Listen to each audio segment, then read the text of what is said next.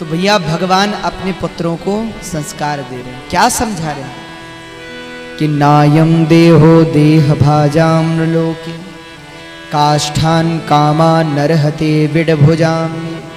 भगवान कह रहे हैं रे पुत्रों, मनुष्य का शरीर केवल संसार के विषय वासना को भोगने के लिए नहीं मिला है, क्योंकि अपना पेट तो सूकर कुकर इत्यादि भी भर लेते हैं। भैया अपने भोजन की व्यवस्था तो चिड़िया भी कर लेती है, तो हम में और उसमें क्या अंतर है? भैया मनुष्य को क्यों कहा गया? अच्छा देखो, हम आप लोगों से पूछते हैं, ऐसा क्यों कहते हैं कि मनुष्य सबसे श्रेष्ठ है? अच्छा हम आपसे पूछेंगे, क्या मनुष्य सबसे बड़ा है? मनुष्य से बड़ा हाथी होता है, जिराफ होता है। अच्छा तो क्या सबसे छोटा है? नहीं, मनुष्य से छोटे तो चींटी, खटमल इत्यादि होते हैं। अच्छा तो मनुष्य सबसे बलवान है? बोलो। यहां इतने सारे लोग बैठे, अभी यहां एक हाथी आ जाए तो कोई दिखेगा? यहां हाथी छोड़ो, एक चूहा आ जाए तो दिखेगा कोई यहां?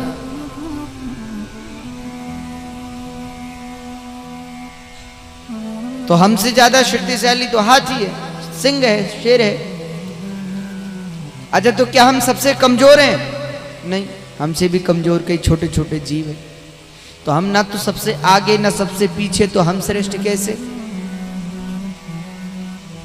क्योंकि साधन धाम मोक्ष कर द्वारा। ये मनुष्य शरीर क्या है? बोले ये सीढ़ी है। मनुष्य शरीर क्या है?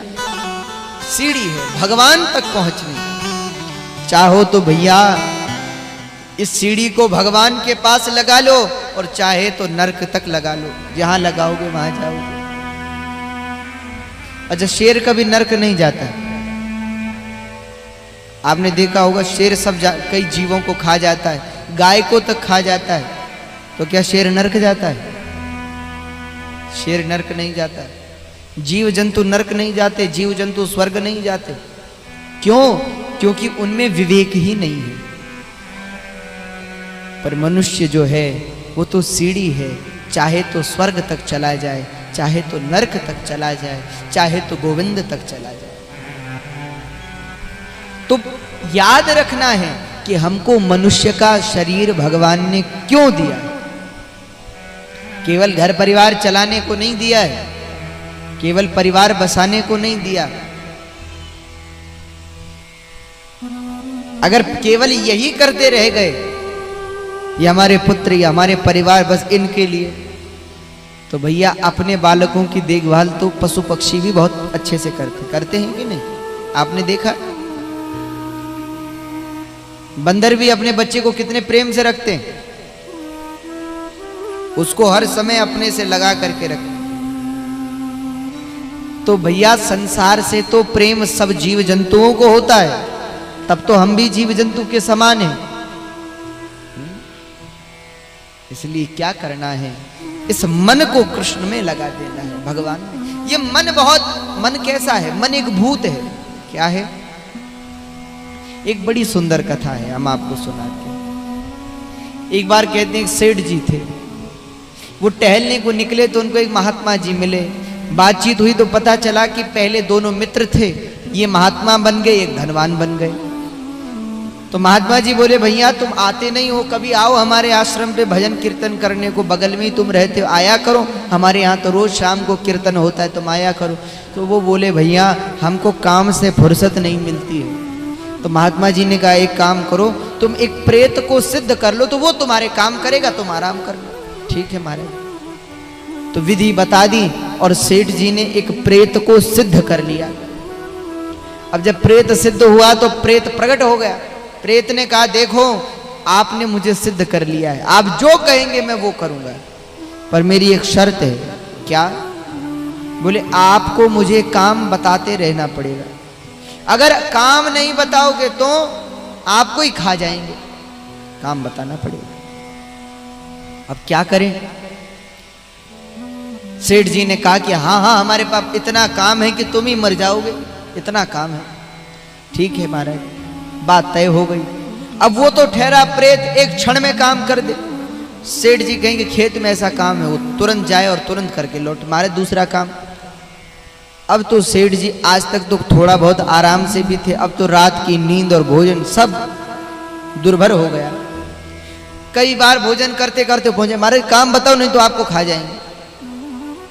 अब ना तो रात में नींद आएगी, कहीं हम सोए रह गए और ये काम निपटा के आ गए और बोला कि काम बताओ, हम सोए रहे तो ये हमें सोए सोए खा जाएगा। अब ना नींद आए न चैन आए, अब करें क्या।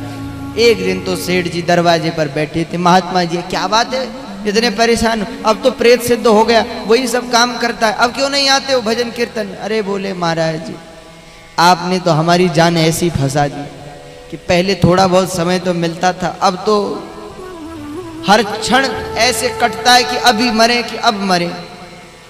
क्या हो गया। बोले प्रेत ने कहा काम नहीं बताओगे तो मैं खा जाएंगे, अब क्या करें महाराज। तो महात्मा जी बोले बस इतनी सी बात।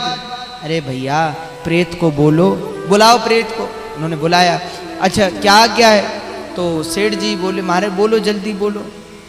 तो महात्मा जी बोले ऐसा कहो एक बड़ा सा बांस ले आए। तो वो भी तुरंत गया और एक बड़ा सा बांस लेकर के आ गया। क्या करना है। बोले इसे धरती में गाड़ दो। अब धरती में ऐसे गाड़ा कि आधा ऊपर रहा और कुछ नीचे चला गया, बांस को खड़ा कर दिया भूमि में। महाराज अब क्या करना है। सेठ जी बोले महाराज जल्दी बताओ अब इसको क्या काम दे।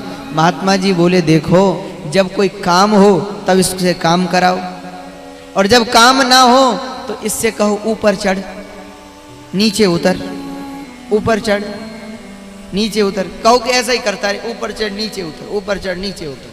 ठीक है महाराज। अब तो जब जब सेठ जी को काम हो तो कहें भैया जा काम करके आ, और जब काम ना हो तो उससे कहें कि इस बांस पे ऊपर चढ़ नीचे उतर, ऊपर चढ़ नीचे उतर, यही करता रहे। अब ने अब सो जाए, वो बेचारा ऊपर चढ़े नीचे उतरे, ऊपर चढ़े नीचे उतरे। अच्छा आप जानते हैं वो सेठ जी कौन है। वो आप और हम लोग हैं। और वो प्रेत कौन है जानते हो। वो प्रेत है मन। मन से जब तक काम कराओगे वो ठीक रहेगा, काम नहीं बताओगे तुम्हें खा जाएगा।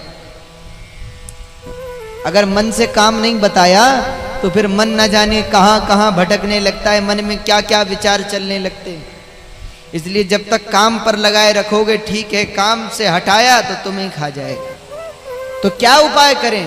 बोले भैया आप भी अपने घर में एक माला रूपी बांस ले आओ, एक माला ले आओ, और जब जब काम हो तो इस मन से काम कराओ, और जब काम ना हो तो माला में बैठा दो। माला को कहो अब यहाँ से इधर जा, यहाँ से इधर आ, इस पे कृष्ण कृष्ण लगा रहे, राम राम लगा रहे, फिर इसको प्रभु नाम में बैठा दो। व्यस्त रहेगा। क्योंकि देखो मन जो है व्यक्ति के मुक्ति और पतन दोनों का कारण है। कहते बद्धो